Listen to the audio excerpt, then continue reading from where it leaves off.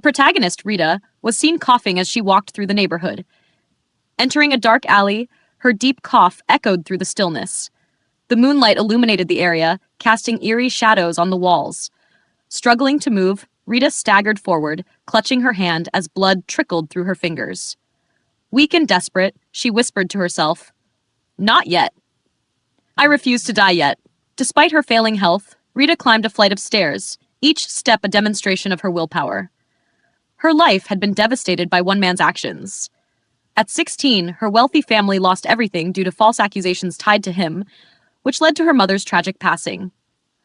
By 19, Rita endured hardships and found herself working as a pub waitress, far from her previous life.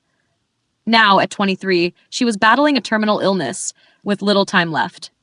Amid her struggles, Rita met Verta Alberhart, the daughter of a noble family. Verta, to Rita's surprise, expressed envy for her impending death, speaking of a wish to escape life's burdens without effort. Rita, stunned, viewed Verta's words as self-centered and detached from the struggles of real hardship. Determined not to give up, Rita pushed forward, grappling with the idea of accepting her fate. Instead, she resolved to fight for her life, even if it meant making extreme choices.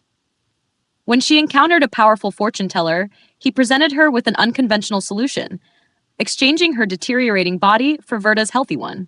Filled with desperation and a fierce will to survive, Rita accepted the offer, knowing it would set her on a difficult and uncertain path. After the exchange was complete, Rita awoke in Verta's body. She felt a complex mix of irritation and triumph at the situation. "Foolish girl," Rita muttered, studying her reflection in the mirror. "Such an awful personality, but an incredible body."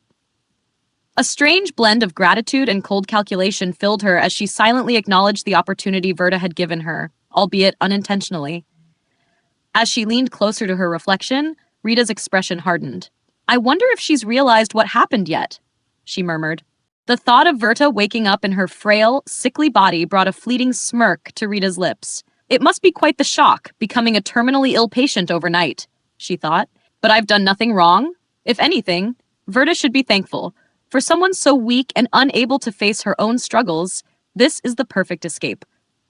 As Rita adjusted to her new body, she noticed faint scars on Verta's wrists. She frowned, realizing Verta had been grappling with deep emotional struggles. "This girl, how pitiful," she muttered, shaking her head.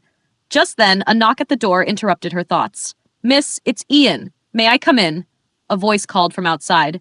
Startled, Rita quickly threw on a robe, her mind racing to piece together the identity of this visitor. "Come in," she said, masking her uncertainty. The door opened, and Ian, a butler of the Alberhart household, entered. He greeted Rita with formal respect, assuming her to be Verta. Rita couldn't help but notice something unsettling in his demeanor. Judging by his attire, he's definitely a butler, but why does he seem so peculiar? She wondered. "You look to be in good spirits today." And Ian remarked, his gaze briefly lingering on her. "Yes, today feels different," Rita replied, maintaining the facade. Ian expressed relief, commenting that she had seemed melancholic in recent days. "Miss," Ian continued, his tone softening, "you've injured yourself again." His eyes were fixed on the faint scars on her wrists, and his voice carried genuine concern. Rita feigned indifference, dismissing his worry. Ian sighed, speaking gently but firmly, "No matter how much you harm yourself, it won't change anything." As Ian spoke about Verta's engagement to a nobleman from the Lawrence family, Rita's mind reeled. "This girl has a fiancé?" she thought, feeling a surge of unease at the idea of being thrust into such a relationship. Ian, misinterpreting her silence, attempted to reassure her about the benefits of an arranged marriage. However, Rita could only think of how these pressures might have contributed to Verta's misery. Rita resolved to play along, responding with vague agreement to Ian's remarks. Yet, her instincts told her there was more to the story than what Ian was letting on. She decided she would uncover the truth about Verta's life, step by step, while carefully maintaining her cover. Rita's mind was racing, processing the bizarre situation she found herself in. The idea of a butler who was supposed to serve the family, acting so familiarly with the daughter of the household, felt utterly strange. Ian's actions were uncharacteristic of his role, and Rita could sense the unspoken tension. As he carried out his duties, Rita felt a sense of unease mixed with an unfamiliar response to the situation. She tried to push past her discomfort, realizing the importance of maintaining appearances for the time being. After their interaction, Ian gently caressed Rita's face, speaking of the Lawrence family's future and the benefits of her eventual decisions. He kissed her hand softly before excusing himself, leaving Rita alone to contemplate the life Verta had been living and the complex emotions it stirred within her. Later, in the solitude of her bath, Rita pondered the situation. She felt conflicted, understanding the need to conceal her true thoughts in this new role. She had to keep up appearances, suppressing any malice until the right moment. Rising from the water, Rita wrapped herself in a robe, determined to embrace her new identity and the opportunity it presented. As she walked through the castle garden, the weight of her past life seemed to fade. The person she had been, with her limitations and powerless anger, was gone. Now, she was Verta Alberhart, the daughter of a prestigious family. Determined to take charge of her new life, Rita summoned the maids and instructed them to bring her the dresses, dismissing them with a cool, commanding presence.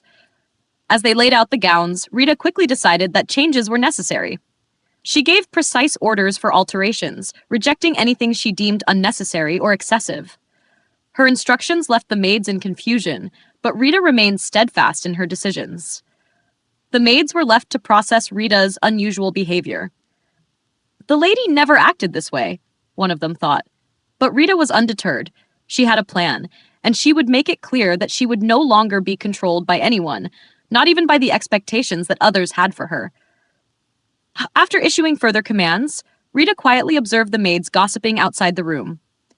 She listened intently, gathering information as they spoke about Verta's discontent with her fiancé and the upcoming visit from the Lawrence family. The revelation that her fiancé had ties to Proud Carter, a man who had been part of the circumstances that led to Rita's fall from grace, only intensified her resolve. How interesting, Rita thought to herself. A small smirk forming. The past had caught up with her, but now, as Verta Alberhart, she would take control of her destiny. I am going to enjoy this, she whispered to herself with a growing sense of satisfaction. Rita sat in quiet reflection, her mind turning over recent events. I've always wondered what motivated him to get involved with Baron Wicker's family, especially when it led to him chasing out the young daughter. What could have driven the second son of the powerful Marquis Heath Carter to meddle in something so trivial? She muttered to herself, her fingers resting against her lips as she pondered. Her thoughts were clouded with uncertainty, but a sense of determination soon took over. I don't know the answer yet, but I will find out, she said to herself, her voice tinged with resolve. Carter's actions won't go unnoticed. He'll get what's coming to him. A faint smile curled at her lips as she continued plotting her next move. As she continued her thoughts, Gianna and Sonia appeared visibly tired from waiting. The sudden opening of the door startled the maids, but Rita remained calm. Please organize the perfumes and bring them all out, she instructed with a composed smile. Rita saw perfumes as tools of influence, able to captivate and enchant. Even the simple perfume she wore as a barmaid had some effect, and she imagined how much more powerful Verta's collection might be. Though her taste in dresses may leave something to be desired, she certainly has an excellent perfume collection, Rita thought, reflecting on Verta's choices. A knock at the door pulled Rita back to the present. Who is it? She asked, her tone sharp as Ian, the servant, entered. He informed her that her fiancé had arrived earlier than expected, reminding her of the significance of the meeting between the two families. Will he be bringing his friend again? Rita inquired, her gaze sharp. Yes, Baron Jacquard will be accompanying him, Ian confirmed, raising Rita's suspicions. Why does Baron Jacquard always come along? Doesn't he ever tire of it? She asked, her tone scrutinizing. He does seem quite loyal to his master, doesn't he? Rita added, turning her gaze to Ian. Ian gave no response before excusing himself. Rita was left to reflect on Ian's strange behavior. He was so focused on my fiancé, yet didn't mention the Baron until now. And he seemed surprised when I brought up the Baron. Something's off about all of this. About Ian, Lawrence's son, and the Baron. The day of the meeting arrived, and Rita prepared to move forward with her plans. She stood before the mirror, dressed in a flattering black dress, the scent of her perfume lingering in the air.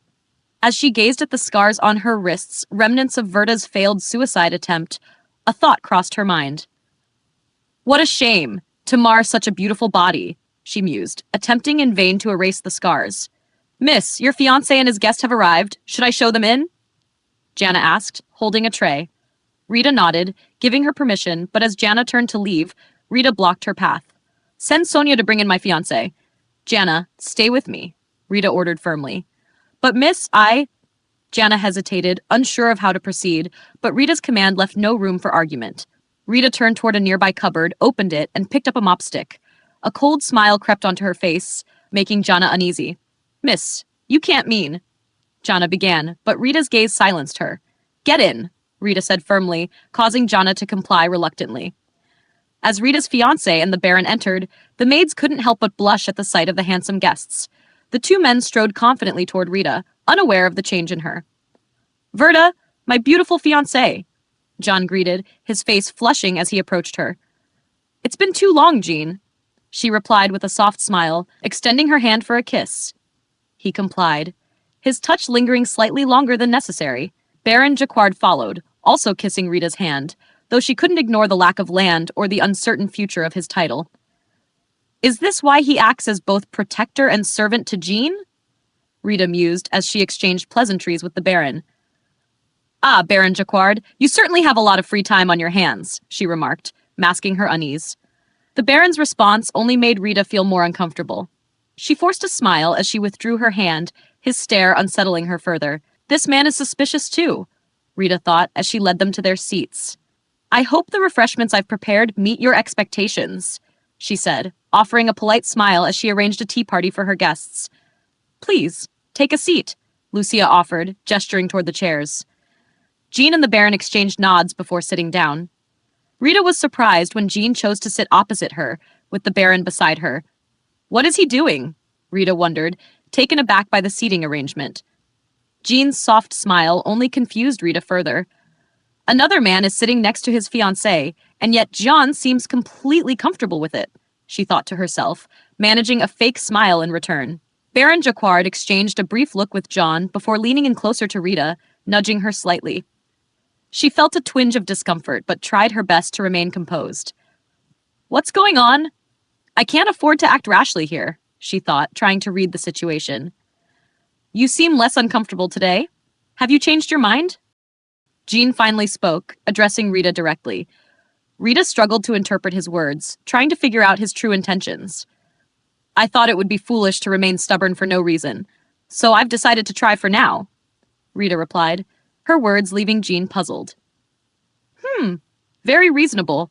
As expected, you're quite sensible, he remarked, causing Rita to study his expression closely.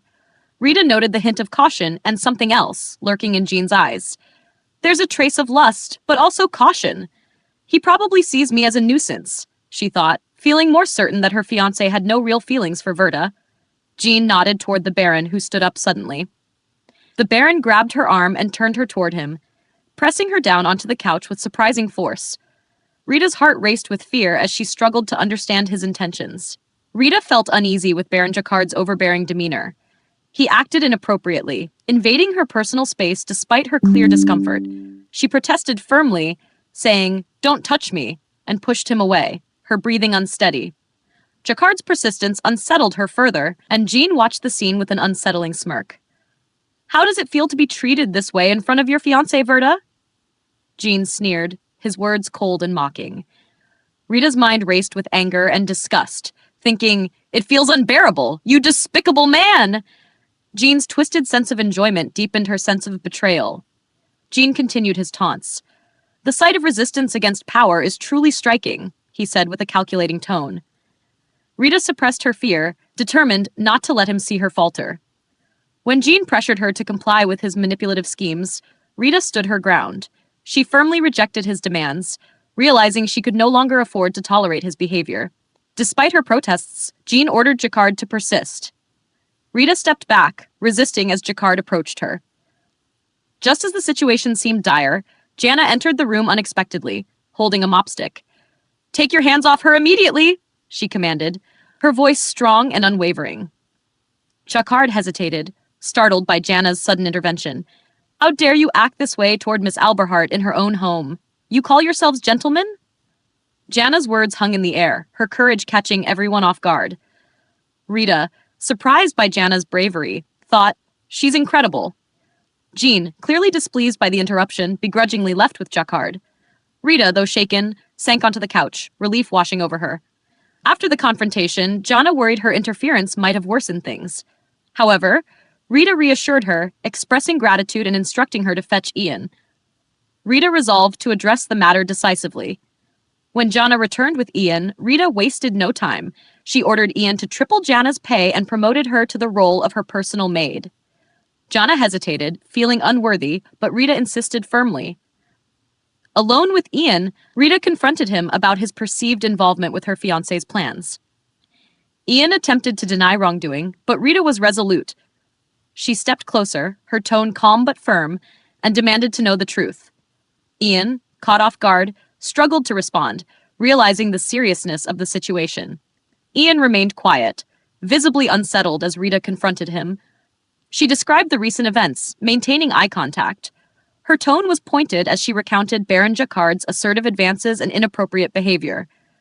"He acted as though he could control me," she said, her gaze steady.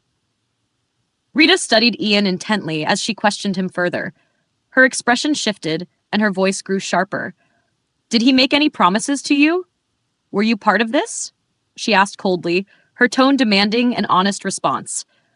Ian stammered, caught off guard by her intensity, and denied any involvement. "That's why you keep bringing up my fiancé while acting as though you're loyal to me," Rita replied sharply. Ian tried to explain. "Miss, within noble families, it's not uncommon for discretion to be required in private matters.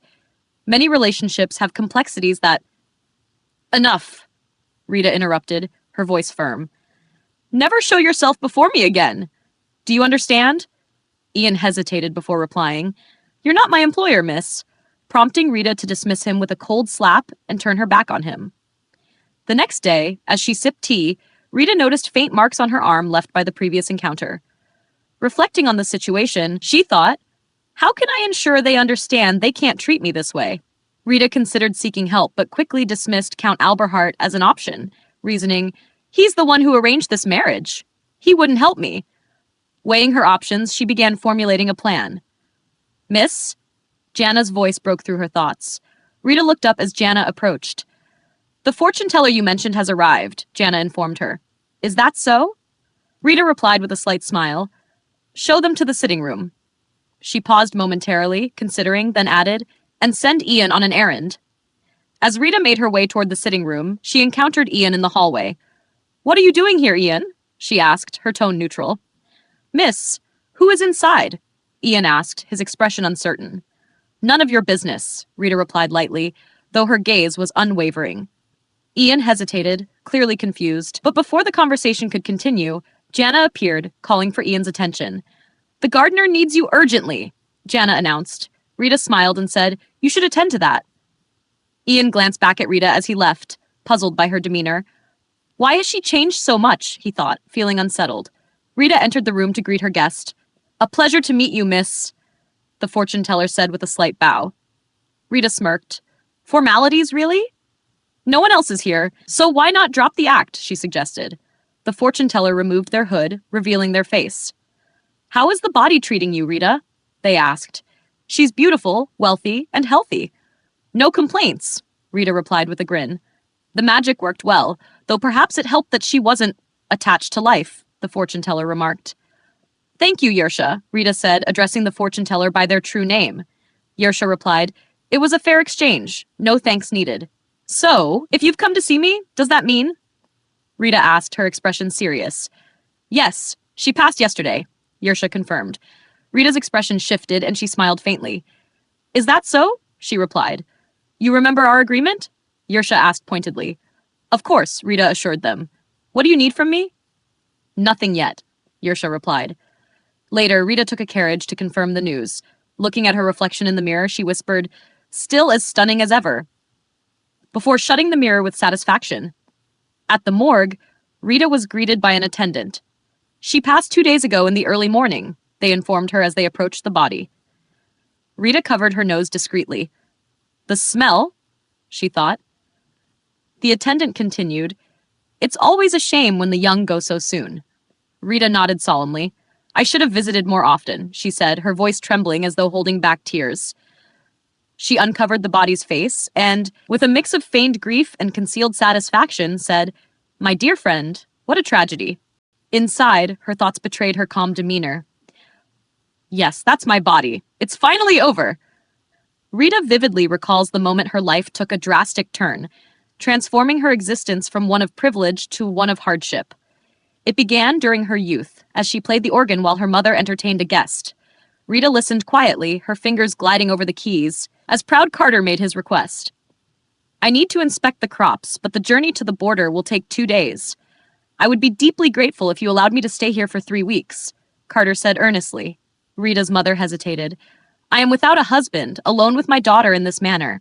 For a son of the Carter family to stay here alone seems—" Her voice trailed off.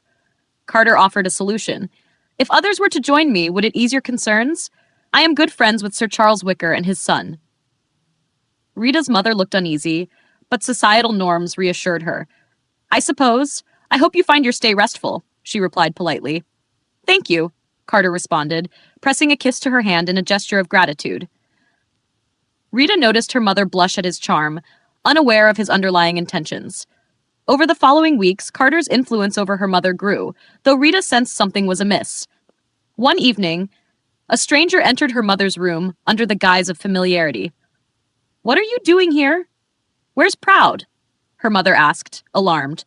The stranger approached with an unsettling demeanor, silencing her protests as she struggled. Rita's memory of her mother's muffled cries haunted her. She recalled the commotion that followed when the household was alerted. Her mother's voice rang out, "Help me!" drawing everyone to her room. Rita and others found the stranger there, leaving her mother visibly shaken. Rita's uncle arrived and reacted with anger. "You've disgraced our family," he accused, ignoring her mother's protests. Proud Carter added to the chaos, planting seeds of doubt.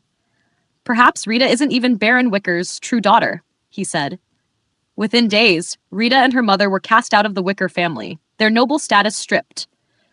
They were left to fend for themselves, their lives forever altered. A decade later, Rita's circumstances had worsened. Once a noblewoman, she now worked as a waitress in a small pub, her health deteriorating. One day, while cleaning, she coughed violently, blood staining her hand. Staring at it, she whispered, "If only I had done as my mother did back then, I wouldn't have had to endure this suffering." Rita wiped her mouth with a torn poster, noticing the face on it. The poster read, "Yersha, wanted for murder and witchcraft." She recognized the face. "That man next door," she murmured. The details on the poster puzzled her, but she pocketed it before returning to work. Later, at the hospital, Rita received grim news. Her illness was terminal, and she struggled to process the reality. "Why me?" she whispered, leaning against a wall, consumed by despair. Quarantined soon after, Rita found herself unexpectedly visited by Verta Alberhart, a figure from her past. "That girl again," Rita muttered as she watched Verta approach. Verta's words surprised her. "Rita, I envy you. Soon you'll be free from pain," she said, her voice tinged with sadness. Rita was taken aback. "What is this girl talking about?" she thought, confused. Verta revealed scars on her wrist and added, "Can you understand now why I envy you?" Rita's frustration boiled over. "If you want to escape life so badly, take my place," she cried, tears streaming down her face. "I don't want to die yet," she admitted, overcome with emotion. Moments later, the sound of an approaching carriage caught Rita's attention. She hid behind a tree as it stopped. Emerging from the carriage was Prince Van Brandt, a figure of authority. Rita's heart skipped a beat, but her relief turned to anger when she saw another familiar face. Proud Carter. His presence reignited the memories of betrayal and loss. Rita's thoughts swirled as Prince Van Brandt entered the morgue, the somber atmosphere amplifying the unexpected weight of his presence. His arrival in such a grim setting stirred emotions she hadn't yet had time to untangle. "Your Royal Highness, what brings you to such a place?" she had asked earlier, bowing gracefully. The prince's momentary surprise was evident, but his courteous response had played into her hands. Rita had seized the moment to weave her narrative, recounting a tale of grief and loss that she knew would resonate with his sense of duty. Her request for privacy to mourn had been granted without hesitation, leaving the prince to reflect on the encounter and its implications. Once alone, Rita had carried out the final stage of her ruse, scattering the ashes of a body she had claimed as her own. It was a symbolic severing of ties with her past, solidifying her new identity as Verta. The act was bittersweet, marking both a loss and a new beginning. Back in her quarters, Rita continued to refine her disguise. Her interactions with the household staff, such as the maid Jana, were measured and intentional. When Jana suggested an outing to enjoy the fine weather, Rita casually mentioned friends, an attempt to build a plausible backstory for her assumed identity. Jana's reaction, a mix of disbelief and curiosity, reminded Rita of the delicate balance she maintained. Every word, every action was a calculated move to strengthen her persona and further her objectives. Rita's path was a precarious one, driven by a mixture of survival and ambition. Each step forward demanded a sacrifice, each interaction a gamble. Yet she pressed on, her resolve unyielding as she plotted her next move in the intricate game she had chosen to play. Rita, now living under the guise of Verta, stepped cautiously into the unfamiliar territory of high society. At the Shade estate, she was met with warmth by Julie Shade, the Duke's eldest daughter, who, as Rita soon learned, was Verta's only true friend within Osland's noble circles. "Thank you for having me, Julie," Rita said with quiet sincerity, her voice reflecting the gratitude she felt. The openness and genuine delight in Julie's welcome were unexpected, contrasting sharply with the calculated formality Rita had anticipated. Julie's laugh was soft and inviting. "It's been far too long, Verta. I was starting to think you'd abandoned me," she said, her light tone laced with genuine concern. Over tea, Rita carefully blended truth with fiction, referencing Verta's connection to the welfare center to ground her story in authenticity. "We recently lost one of the patients I was close to," Rita said, her tone tinged with an emotion that, while fabricated, felt convincing in its delivery. Julie nodded thoughtfully. "The welfare center. Prince Brant's initiative?" she asked, her curiosity evident. "Yes," Rita confirmed, keeping her response measured and non-committal. As their conversation shifted to personal topics, Julie asked lightly, "How are things with your fiancé?" Her casual tone didn't mask her expectation for a meaningful answer. Rita hesitated, then responded, "It's complicated." Julie's advice that followed was heartfelt, but reflected her own privileged perspective. "You should take control of your life, Verta," she said earnestly. "You're capable of so much more than what others expect of you." Rita smiled politely, though inwardly she noted the gap between Julie's idealistic views and the harsh reality of Verta's situation.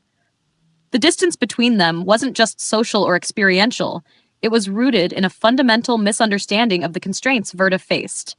Their exchange was interrupted by the arrival of Blaine Shade, the Duke's heir. His presence shifted the atmosphere immediately. "Blaine," Julie greeted him curtly, her tone revealing thinly veiled annoyance. Rita, on the other hand, rose to greet him with the practiced politeness of someone well-versed in navigating delicate situations.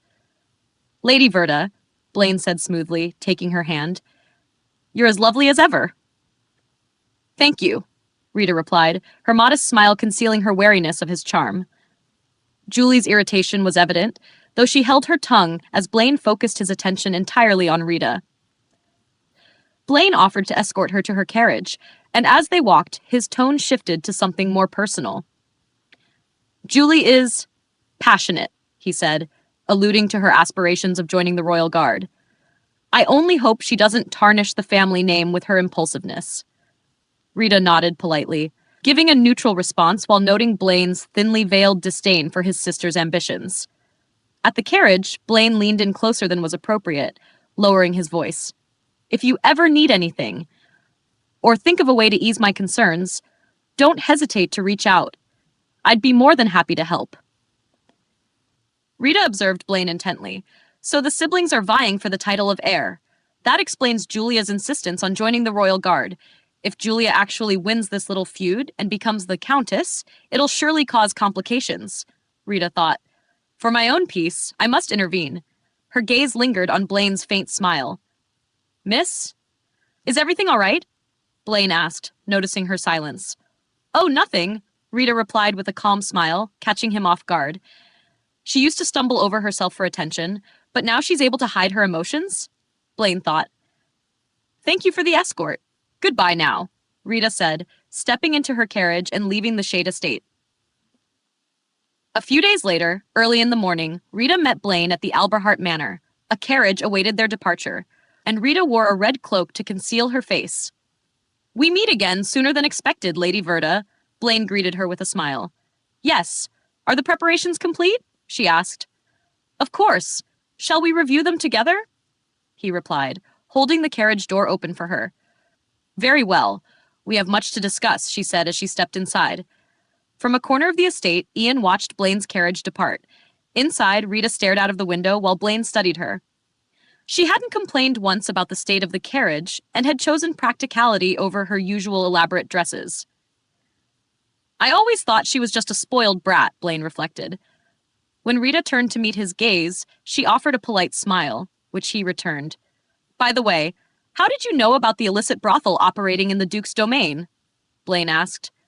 I have my ways, she replied softly. And how did you uncover that Count Todd, head of the Royal Guard, is involved in heinous activities? She countered. Don't you know? A woman with secrets is the most intriguing, she said with a faint smile. Blaine chuckled. You have no idea. In her previous life, Rita had lived with Count Todd's family after her mother's death. The Countess, a close friend of her mother, had arranged for Rita to work as a private tutor for their son, Lieben. On her first day, Count Todd greeted her warmly. Welcome. My wife told me all about your situation. Truly unfortunate, he said, leaning in to greet her with excessive familiarity, leaving her flustered. I entrust Lieben to you. Stay as long as you need, he added, his laughter filling the room as he embraced her inappropriately. Thank you, Count Todd, Rita stammered.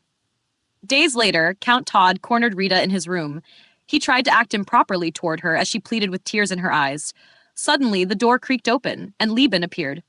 Miss Rita? Lieben's voice broke the tension, causing the Count to release her. Lieben, she gasped, clutching her dress as tears streamed down her face. At dinner one evening, Rita sat silently beside the Count.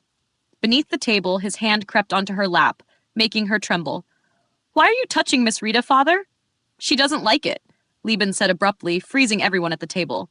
The Countess slammed her hand down. Lieben, go to your room, she commanded sternly. Lieben obeyed, leaving slowly. Dear, shall we speak outside? The Countess said to her husband. Once alone, the Countess returned to Rita. I must apologize. I never imagined he would act so shamefully toward my friend's daughter, she said sorrowfully, holding Rita's hand. You're from a respectable family, and yet he treated you like this. I'll ensure you're compensated. But I must ask you to leave.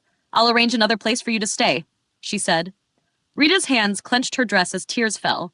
She nodded silently, unable to speak. Back in the present, Rita's expression remained composed despite the flood of painful memories. If I'd gone to the place the Countess arranged, would things have been different? No. That man would have found me. Working at the tavern was the better choice, she thought, sighing. Lady Verta. Blaine's voice interrupted her thoughts.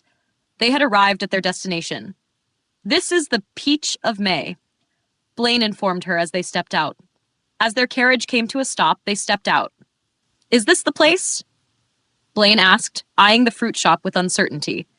Yes, Rita replied, her voice steady and confident. Inside, in a hidden area beneath the shop, the owner was restrained, his eyes covered with a blindfold. Who are you? Why are you doing this? He demanded, but his captors remained silent. The door creaked open, and Blaine entered with Rita by his side. You're here, Blaine said lightly as he observed the tied man.